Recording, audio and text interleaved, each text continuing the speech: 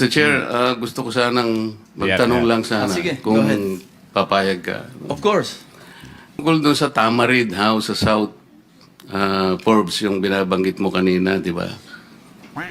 And then you were asking for some parang leeway in terms of a few days para i-vacate ninyo because you're not yet ready with all the things that you need to move out, di ba? Sino yung may-ari ba talaga nung bahay na yon? Honor, hindi po kami aware kung sino po yung owner mismo, but we are... I will answer that. Ang may-ari po dati, Doris Magsaysay Ho. And you were there as what?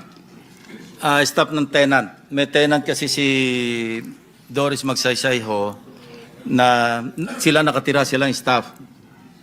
So nung nabenta, existing pa yata yung lease contract, so hindi sila umaalis. Pero pinipilit silang umalis nung bagong owner. And allegedly, ang bagong owner is Martin Romualdez.